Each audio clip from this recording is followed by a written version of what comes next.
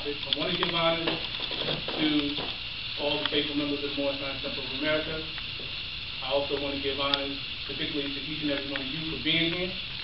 I want to give honor to Brother Cimarron for setting this up, and all you guys doing your part to uplift all of humanity, Islam. So at this time, I want to state for the record that about this book. First to give you some insight about me, because I think that kind of will lay the foundation on why I wrote this book. I just did a blog talk Thursday, and that's what the sister asked me. So this is basically my backstory. I'm born and raised in New York. I have family here in North Carolina. But I came into consciousness pretty early. Actually, it was around when I was around 14. And when I was around 14, my older brother, he had these pamphlets. They were, at the time, they were called Pamphlets of Peace. They were put out by an organization known as the Ansar Allah Community. So I was interested in it. I looked at it, and it was just something different. So me, being the inquisitive person that I am, I started to seek, read a lot, listen to the tapes they had and stuff like that. A year later, at the age of 15, I took my shahada. I bore witness that I was a Muslim. Later on, when I was around 18, 19, I joined the community. I became a student of a person known then as Imam Isa, later known as Dr. Malachi York, and went through many different changes. One of the things that I learned under that school is about studying and research. So one of the talents, if you will, that I gained was comparative religious studies. I learned to go into the Bible, the Quran. I learned to go into languages. I was able to see not only differences but similarities. That was something that caught my eye, and I continued it from there. I got into more science, or the interest in more science, around 2008. Started studying because I knew about Noble Ali, but I didn't know what he taught. That brought me eventually to the point of last year when I entered the temple. I was blessed to be introduced to Grand Governor Robert Stonewall, and since then, I've had a world of information open to me. And what I learned in the temple confirmed a lot of stuff that I learned before. So it sparked an interest for me to try to bring what I already knew, so to speak, and see if I can put it in a way where, in a book, where it could explain certain teachings that you may have heard frequently, whether you're Muslim, Christian, or Jew, but it was never really explained. So that's the reason for the book, Who is Elohim? Who is Elohim? The title actually comes from one of the questions in the Moorish questionnaire. We have a questionnaire. It has 101 questions to it. And one of the questions is, who is Elohim? The short answer of that is, Elohim is the seven creative spirits that created everything that ever was, is, and ever more to be. And that's the short answer. Every person in the Moore Science Temple knows that. If you were to ask a Christian who knew something outside of the English translation, what is Elohim? They may say, oh, well, that's God. That's the creator. They may know. If you ask the Hebrew person who learned in the Hebrew study, they'll tell you about Elohim. Even if you talk to a Muslim who's more learned or studied in certain things outside of just what's commonly presented to them, they may even tell you, yes, Elohim, there's an Arabic equivalent to that. But I've never came across a book that spoke on that. So I took the time out, and this is something I like to do. I don't like to talk and just talk and try to make it feel like I'm trying to force something down. I like a lot of interaction, so there's going to be times I may ask something. If you have anything that I say, if there's anything that I say that is you have a question on, feel free to raise your hand. I'll be happy to answer it because I like interaction. I think especially the amount of people that we can have a more intimate type of discussion. So I took the liberty to write a couple of things to really give you just a basis of Elohim and where I started from. Okay, the first thing you notice when you look at the cover, you see the Hebrew word Elohim. And for those who are not familiar, these are actually 5 Hebrew letters. This is called Aleph, Lamed, Het, Yod, and Mim. Now, as you notice, based on how I transliterated, this is equal to E, this is L, H, Y, and M. Hebrew is read from right to left, as opposed to how we read now, which is left to right. So that is a confirmation of something. One, that how our ancestors did things is not the way we do it today. So that was one thing that struck me. Because a lot of times, it don't matter what you're into, we always like to say about our ancestors. Well, our ancestors rebuilt the pyramids. Our ancestors did such a thing. Well, why is it that we as a people no longer think the way that we think? And one of the things that occurred to me is language. Language is the key. Even you may have heard people like Malcolm X or them talk about the fact that we was robbed of our name, our culture, our language, our God. So if me and you, if we're talking in a language that's not our own, then also the definitions that come with that language are not our own originally. You follow? So that's why I wanted to go in here. So the interesting thing about Elohim is that it's the first word that is used for God in the Bible. In Genesis chapter 1, verse 1, it says, "In the beginning God created the heavens and the earth." The first word for God is Elohim. So one of the things that I found out is that this word here, it has something interesting in it, which is called a Hebrew suffix.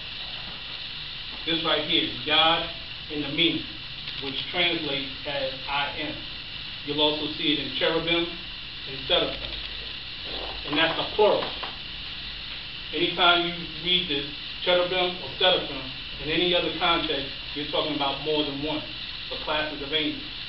Well, it's no different with Elohim. The Yod and the Mim on this word denotes plurality. But yet, and still, when you read the Bible in English, they say God, singular. And I actually forgot to bring the Strong Concordance. But if any of you have access to a Strong Concordance, you can go to number 430 under the word Elohim for the Hebrew dictionary, and it will tell you that it translates as gods, angels, judges, and magistrates. So when you're reading Genesis chapter 1, verse 1, which one are they talking about? And to confirm it later on in Genesis chapter 1, verse 26, it says, "Let us." God said, "Let us make man." Now, if God was singular, why would he say, "Let us"? Have you ever gone somewhere and said, have a conversation with yourself, "I'm going to make me a sandwich. I'm going to make me a ham sandwich. No, we don't eat ham. We don't eat ham. I'm about to eat me a fish sandwich." You follow? And then you talking to yourself at the same time. Somebody watch you will say you're crazy. It's not logical. We have conversations with others who are amongst us when we say we and us. So that conversation is a confirmation that Elohim was a plural, was a group. Now, the natural question that came about, and I talk about it in the book, is that if Elohim is plural, remember I said in our lessons in the more science, it says Elohim is the seven created spirits, which is also plural. If that Elohim is plural, then what's singular? You'll find also in the Hebrew is Elo, or Eloah. That would be these three letters.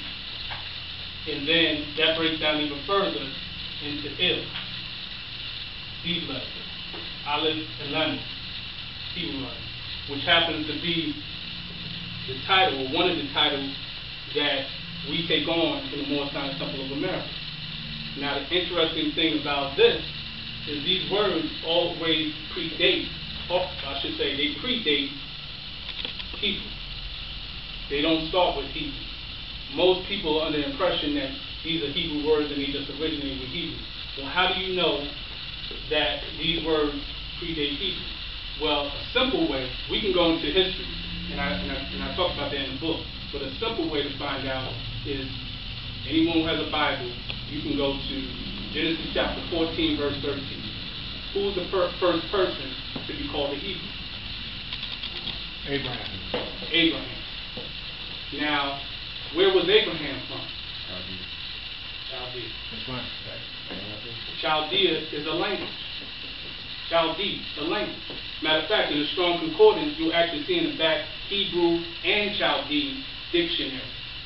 So that's a confession that Hebrew grafted out of Chaldee. And even before, when you research further, Il comes from a language known as Ugaritic. Ugaritic is a language that has what they call cuneiform. Anybody knows what cuneiform is? Cuneiform, the ancient Sumerian text, like the Numian Leash and stuff like that. So that goes back all the way to there. So you're dealing with information in languages that predate the Torah, predate the Bible. And that's what they call prehistory or pre-his story. That's right? Because we know who we're talking about when we say his story. He has a story, and we have our story, which predates his story. And they call us prehistoric, or even primordial, or prime, right? So, when you're talking about our existence that existed before his story, where they started recording certain things, then you start getting an understanding, a deeper comprehension of the fact of how they took that demonstration and then watered it down, so to speak, and then had us looking at the God of the book of Genesis as, you know, some old pale-faced man sitting on a throne having a conversation with himself, pointing at things and saying, that's good. Does that be it? That's not what it is. And that brings me over to here, because what we see, and this is the demonstration of comparative religious studies, how you'll find different accounts of the seven entities in the divine council, known as Elohim. For example, and I'm just gonna, what I'm gonna do, I wrote that there, but I'm gonna describe exactly where you, each one, have seven creative spirits. Okay, that's the more science.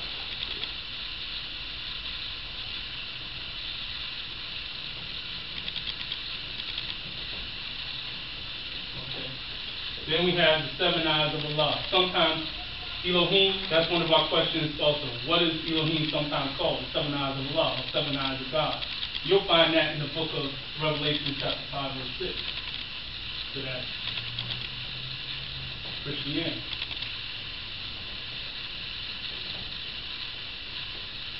And I didn't even get into the part of Psalms 82 verse 6, where it says, I say, ye are gods, and children of the Most High. And the word used for God is Elohim. And as a matter of fact, that was said again in the book of John, I believe 10 verse 48, if I'm not mistaken, when Jesus was asked, according to the story, why do you persecute me? And then they said, we persecute you because you say you're the Son of God. And he said, is it not written in your law, I say ye are God? That comes out of Psalms 82 verse 6.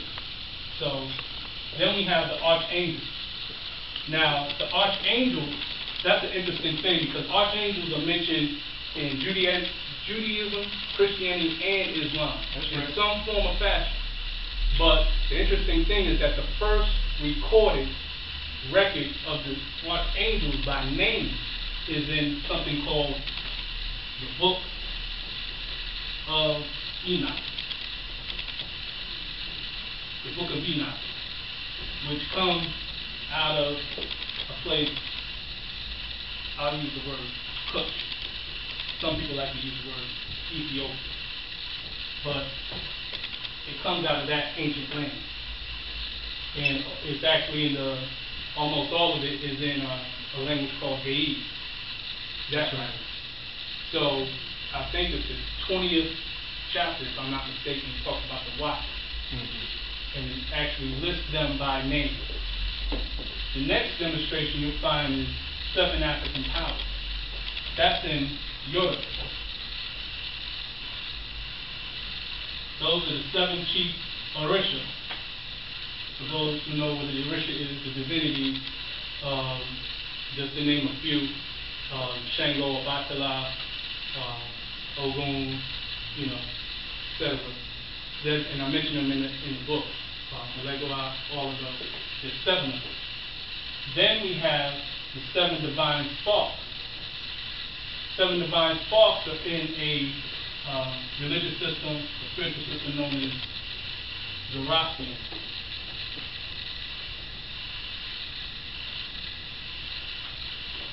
Obviously, Zoroastrian, which the name comes from. Then we have the 7 sages. 7 sages, or the Saptarishi, that comes from Hinduism.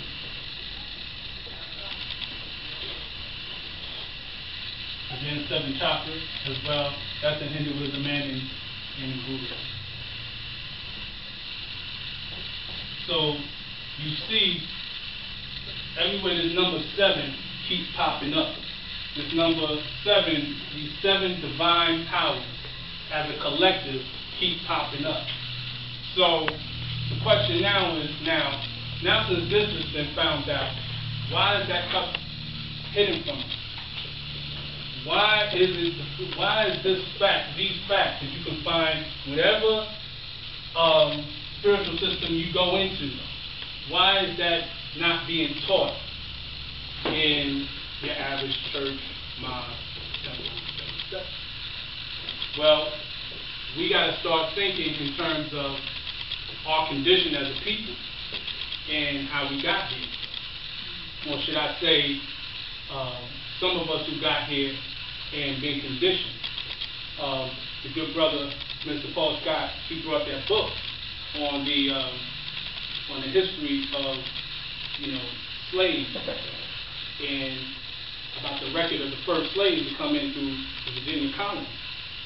So we all know, most of us know, that during the time of our enslavement, one of the things that was pushed on us was the Europeanized version of Christianity. And I say that specifically for a reason, because we know that you also have the Coptic Christians out of ancient Canada, Egypt.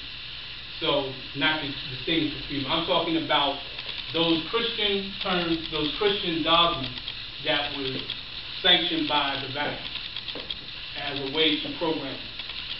So, one of the things we know is that originally when they had the church meetings, the slave masters would, or the overseers, would be at the meeting. You couldn't have us come together on a spiritual gathering without him overseeing. Matter of fact, Brother Cimarron made a very good point in one time, at one demonstration lecture, he talked about the drum, where they outlawed the drum, because that also was an expression of our spiritual power. That's right. Because again, what does the drum create? The drum creates sound.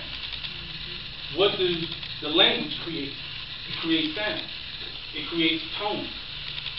tones that actually, on a spiritual level, connect with certain things like your chakra. You follow? Keeping you in line. And a lot of our people nowadays are coming more aware of these things. Why is it that you see the Buddhists, they chant Om? You'll see, you know, certain, whether you're into Islam and you do the Adhan, or you recite the Quran in a tone, or whether you chant the Torah in a tone, you follow? Or whether you're in the church and you're singing gospel hymns. We deal with sound.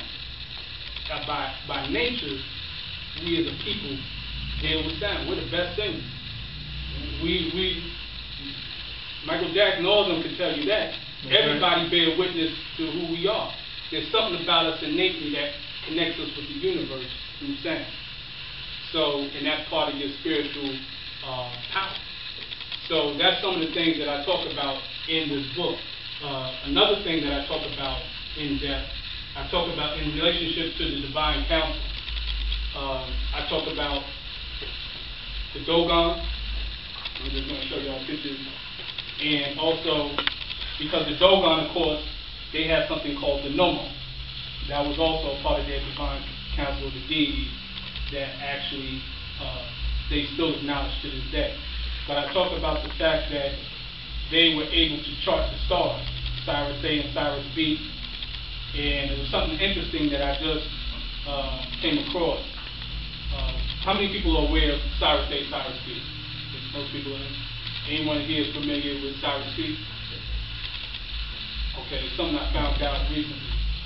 The Dogon actually spoke of a Cyrus C. This Cyrus C was never viewed except in 3 years. And those years were 1927, 28, 29. Go ahead. It was never seen again. I think it was a Frenchman who saw it. And they passed it off as if, oh, well, that's it. It didn't exist. But the Dogon spoke about it. Now, you know how they are. If they can't prove it, then it's not real. Right. They'll wait till they go and find it, and it's, well, the Dogon was right. They're trying to pass it off. But the Dogon was right from the beginning. You follow? And again, so the book here talks on that, about the different charts and the stars and things of that nature. And so that's also going inside with a lot of information here. And again, I know I'm saying a lot of different things. If anyone has any questions, please let me know. I want to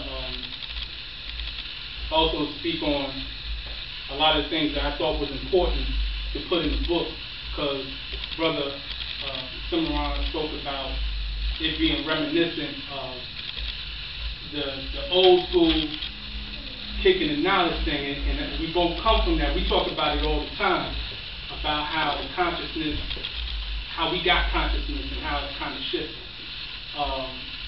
Something that I've seen recently that I was saying that I didn't see enough of was a lot of certain pictures, images in books, particularly images that we can relate to and resonate. And, you know, regardless of what demonstration or religious background you're in now, at some point in time we've been connected with Christians or Christianity in some way, form, or fashion, even if you have friends or family who are that. So I noticed what I decided to do was take certain images that was mentioned, or certain Bible characters, certain people in the Bible, and post pictures, illustrations of it. Like, for example, this right here, because I talk about the book of Enoch, we just spoke about it, this is the illustration, actual illustration of Enoch. This is an artist's depiction of it. Now, I have a quick question. Does this person look anything like Russell Crowe? And I was saying that because they got a movie out, Noah, with Russell Crowe, and he don't look nothing like us.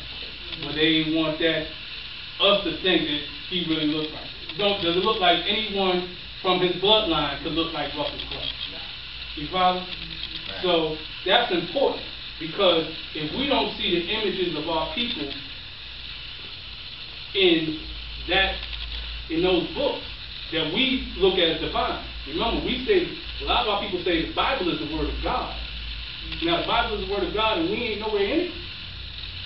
What do you think that makes it, how it makes us feel? Psychologically.